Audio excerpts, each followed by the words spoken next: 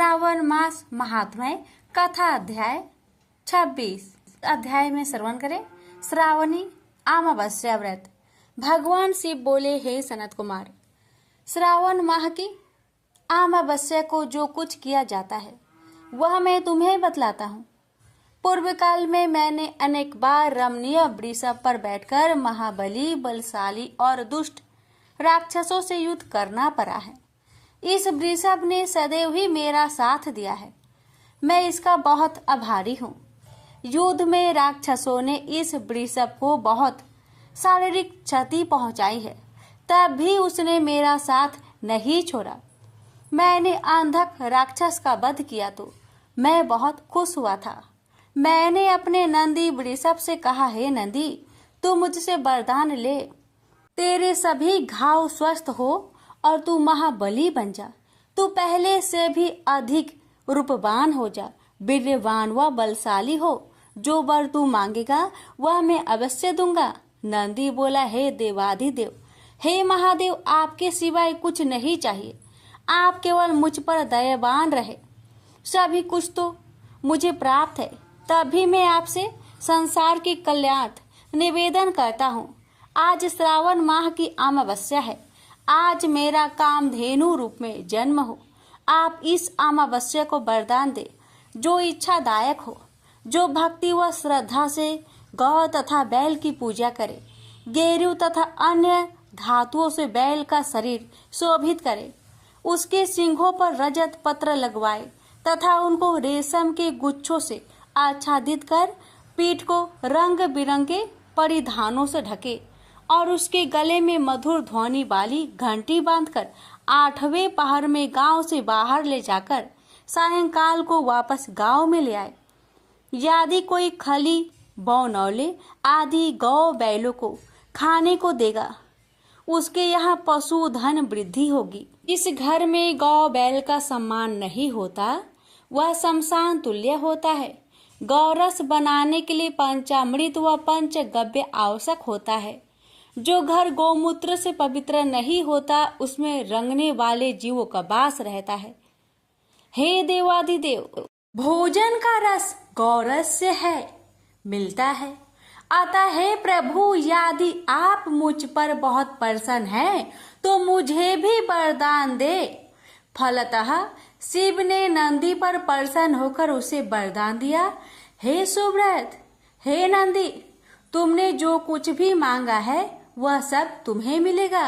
अब प्रभु बोले, हे नंदी, आज के दिन जो भी वृषभ केवल भूसा ग्रहण करता है और पानी पीता है वह पोला कहलाता है।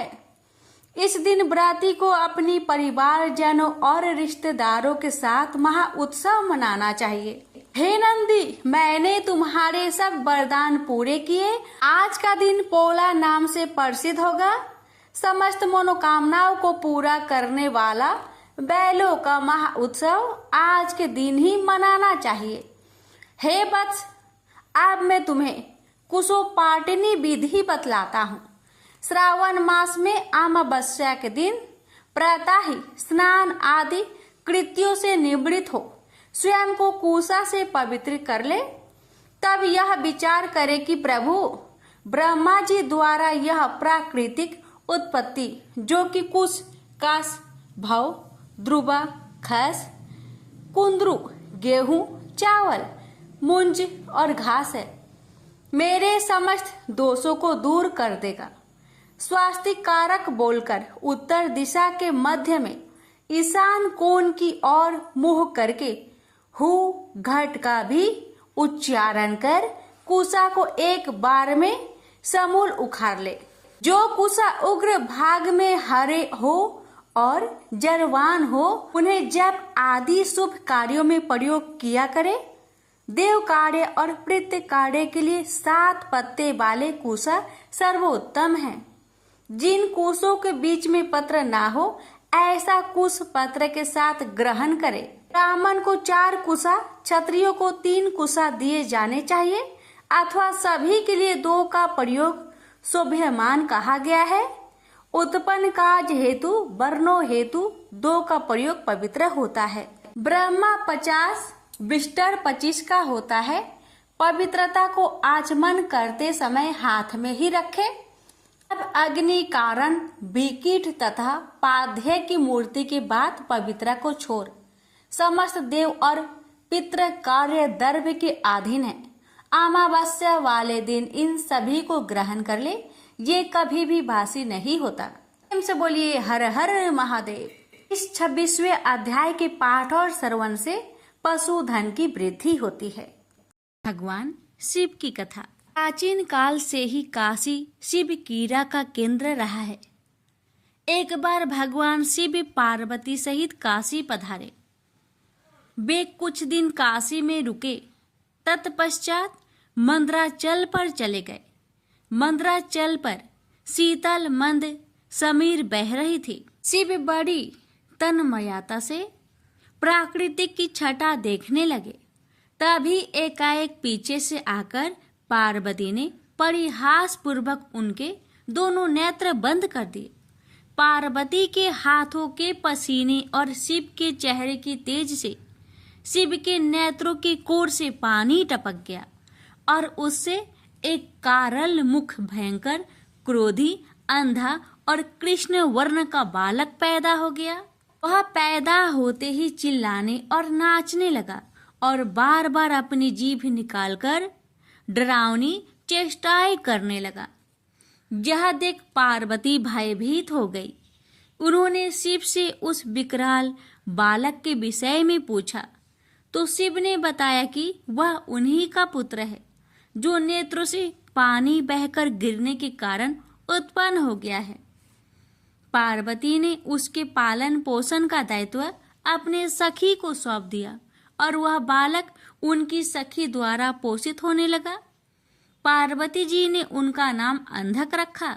इसी बीच हिरण्यकशिपु का भाई हिरण्याक्ष शिव की तपस्या में तत्लीन था। उसकी तपस्या से प्रसन्न होकर शिव प्रकट हुए और उन्होंने उससे वर मांगने को कहा। उठो पुत्र, मैं तुम्हारे तप से प्रसन्न हूँ, बोलो क्या वर मांगते हो। हिरण्याक्ष बोला, भगवान मुझे एक पुत्र की कामना है। मेरे भाई के तो 4 पुत्र हैं, किंतु मेरी पत्नी की गोद खाली है। कृपया मुझे पुत्र प्राप्ति का वरदान दे। शिव बोले, तुम्हारे भाग्य में पुत्र प्राप्ति का योग नहीं है दैत्यराज, लेकिन मैं तुम्हें अपना पुत्र दे सकता हूँ। वह अंधा है परंतु बहुत बलशाली है। भविष्य में वह महाबलवान पुरुष बनेगा। यह कहकर शिव ने अंधक को हिरण्याक्ष के हाथों में दे दिया। हिरण्याक्ष अंधक को लेकर खुशी खुशी अपने राज्य लौट गया। अंधक राजमहल में बड़ा होने लगा। तभी देवासुर संग्राम छिड़ गया और भगवान विष्णु द्वारा हिरण्याक्ष मारा गया। हिरण्याक्ष का बड़ा भाई हिरण्यकशिपु छिपकर भाग निकला। हिरण्याक्ष के मरने के बाद राजमहल में अंधक की उपेक्षा होने लगी। उसके अन्य चचेरे भाई और संगी साथी उसे चिढ़ाने लगे। इससे अंधक दुखी रहने लगा। एक दिन उनके व्यवहार से तंग आकर वह तपस्या करने निकल पड़ा और एक निर्जन वन में पहुंचकर ब्रह्मा जी की साधना में लीन हो गया। तप करते हुए उसे कई वर्ष बीत गए। उसके तप से प्रसन्न होकर ब्रह्मा जी प्रकट हुए और उससे वर मांगने को कहा। अंधक ब्रह्मा जी के चरणों में गिरकर बोला, पितामह मुझे ऐसा वर दीजिए कि मेरा अपमान करने वाले मेरे सभी भाई मेरी दास्ता करे, मेरे दिव्य नेत्र हो जाए, मेरी किसी के द्वारा मृत्यु ना हो। यह सुनकर ब्रह्मा जी बोले, और सब तो ठीक है बस, तुम्हारे नेत्र दिव्य हो जाएंगे। तुम्हारे सारे भाई भी तुम्हारा दास्ता स्वीकार कर लेंगे, किंतु तुम मनुष्य हो और काल चक्र का नियम है कि कोई भी मनुष्य मृत्यु से अछूता नहीं रह सकता। अंधक बोला, तो फिर ऐसा ही वरदान दीजिए कि मेरे शरीर से निकले रक्त की एक एक बूंद से मेरे जैसे पराक्रमी वीर उत्पन्न हो जाए। ब्रह्मा जी बोले, ठीक है, मैं तुम्हें यह वरदान देता हूँ, साथ ही ये भी वरदान देता हूँ कि तुम्हारी मृत्यु विष्णु तथा शिव के द्वारा नहीं होगी। अंधक को वरदान देकर ब्रह्मा जी अंतर्ध्यान हो गए और अंधक वरदान पाकर एकदम सुपुष्ट एवं नेत्रवान पुरुष बन गया। वह वापस दैत्यपुरी लौट आया। वरदान प्राप्त करके वह बेहद कामुक हो गया। उसके अत्याचारों से नाग, यक्ष तथा देव, गंधर्व सभी दुखी रहने लगे। वे सब ब्रह्मा जी की शरण में पहुंचे, किंतु ब्रह्मा जी ने उन्हें कोई अवशासन नहीं दे सके, क्योंकि अंधकासुर उन्हीं के वरदान स्वरूप तो यह उत्पात मचाए हुए था। आखिर निराश होकर सब लोग शिव के पास पहुंचे और उन्हें अंधकासुर के अत्याचारों के बारे में अवगत कराया। शिव ने उन्हें आश्वस्त किया। अस्वस्थ होकर वे अपने स्थानों को लौट गए। शिव पार्वती मंद्राचल पर्वत पर ठहरे हुए थे। तभी एक बार अंधक अपनी सेना के साथ मंद्राचल पर्वत पर पहुंचा। पर्वत की सुरमया देखकर वह विभोर हो उठा। उसने सोचा, कितना सुंदर स्थान है, क्यों न यहाँ अपने लिए एक अस्थायी नगर का निर्माण करा दिया जाए। यह सोच उसने अपने एक सेवक को आदेश दिया, तुम कोई उचित स्थान तलाश करो जहाँ हमारे लिए एक शानदार महल बन सके। आज्ञा पाकर सेवक उचित स्थान की खोज में निकल पड़ा। कुछ दूर जाने पर उसे एक जटाधारी पुरुष तप करता दिखाई दिया। उसके समीप ही एक सुंदर स्त्री बैठी हुई थी। उसने सोचा, वाह क्या सुंदरी है, लेकिन यह इस तपस्वी के पास क्या कर रही है। इसे तो राजमहल की शोभा होनी चाहिए, चलकर महाराज को सूचित करूं। यह सोचकर वह वापस लौट आया और अंधक को सारा वृत्तांत कह सुनाया। सुनकर अंधक बोला, फिर से जाओ और उस सुंदरी को उठाकर मेरे पास ले आओ और उसके साथ के तपस्वी पुरुष को कह देना कि मैं दैत्यराज अंधक का दूत हूँ और उनके लिए इस सुंदरी को ले जाना चाहता हूँ।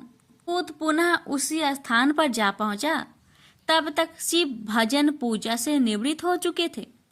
उसने अपने स्वामी अंधक का आदेश उन्हें कह सुनाया।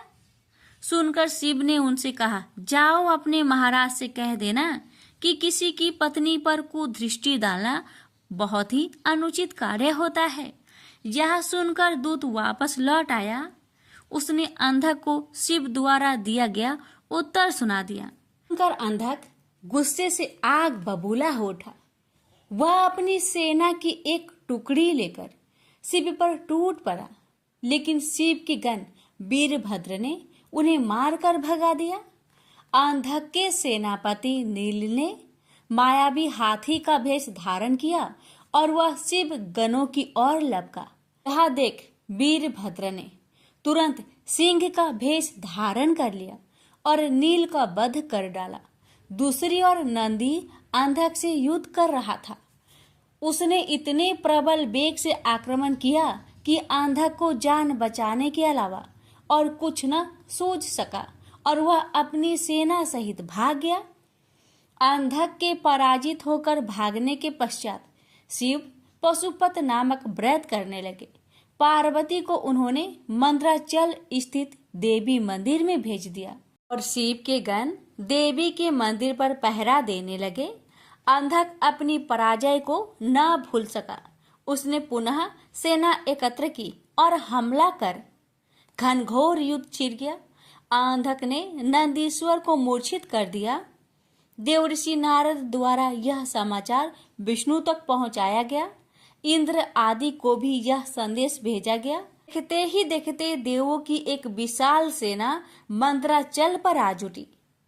देव और दैत्यों में भयानक युद्ध छिड़ गया, लेकिन दैत्यों की प्रबल मार के आगे देवताओं की हार होने लगी। उनके पैर उखड़ने लगे। अंधक ने एक बार फिर शिव के पास संदेश भिजवाया कि उस स्त्री को मुझे सौंप दो और अपनी जान बचा लो, अन्यथा शीघ्र ही अन्य देवों के साथ साथ तुम्हें भी यमलोक पहुंचना पड़ेगा। यह संदेश सुनकर शिव के नेत्र जल उठे। उन्होंने हुक्कार भरते हुए अपना त्रिशूल उठा लिया। तभी घबराया हुआ नंदी वहां पहुंचा और शिव से बोला, प्रभु दैत्य सेना बहुत ही प्रबल है, हमारे समस्त गण मारे गए, देवता मैदान छोड़कर भाग निकले, मैं किसी तरह जान बचाकर आया हूँ। शिव बोले, धैर्य रखो नंदीश्वर, उस दैत्य का अंत समय आ पहुंचा है। मैं स्वयं युद्ध भूमि में चलता हूँ। यह कहकर शिव युद्ध भूमि में पहुंचे और अंधक से भिड़ गए। भयानक युद्ध छिड़ गया। भगवान शिव लगातार अंधक के बाणों से अपना बचाव करते हुए त्रिशूल से प्रहार करते रहे, किंतु उनका हर प्रयत्न विफल हो रहा था। ऐसे ही अंधक का कोई अंग घायल होता, उससे रक्त निकलता और उस रक्त से उस जैसे ही अनेक दैत्य पैदा हो जाते थे। उधर शुक्राचार्य अपनी संजीवनी विद्या के बल पर मरे हुए दैत्यों को पुनः जीवित कर देते थे। स्वरूप शिव के चारों ओर दैत्यों की एक विशाल सेना खड़ी हो गई। शिव ने अपने गणों को आदेश दिया कि शुक्राचार्य को बांधकर यहाँ ले आए, ताकि वे दैत्यों को पुनः जीवित न कर सके। गण शुक्राचार्य को बांधकर ले आए और शिव के सम्मुख खड़ा कर दिया। फिर भगवान शिव ने विराट रूप धारण कर लिया। उनका मुंह खुला और देखते ही देखते उन्होंने शुक्राचार्य को निगल लिया। इससे शिव गणों का उत्साह दुगना हो गया। उन्होंने दुगने जोश से दैत्यों का संहार करना आरंभ कर दिया। दैत्य सेना में भगदड़ मच गई और शीघ्र ही सारी सेना मैदान छोड़कर भाग निकली। अकेला अंधक भगवान शिव के सम्मुख डटा रहा। शिव और अंधक में भयानक युद्ध छिड़ गया।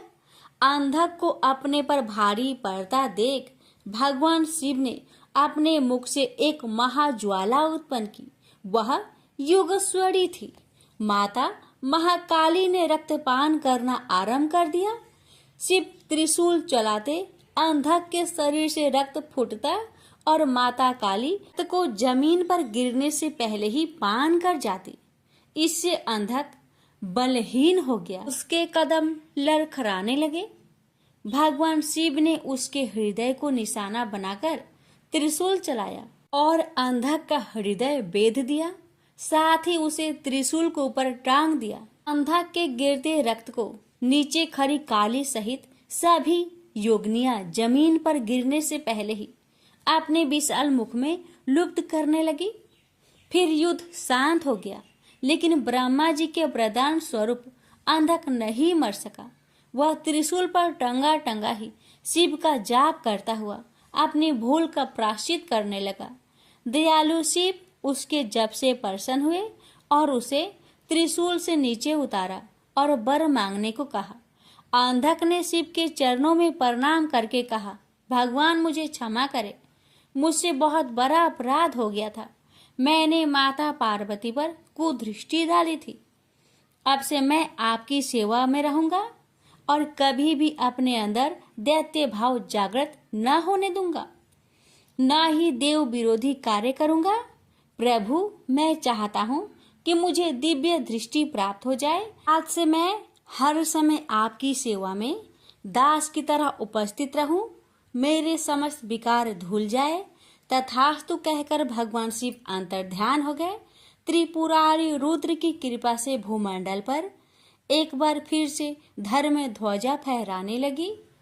एक बार फिर वैदिक धर्म का पालन होने लगा। जगह जगह यज्ञ हवन होने लगे। वातावरण में फिर मंत्र गूंजने लगे। प्रेम से बोलिए हर हर महादेव।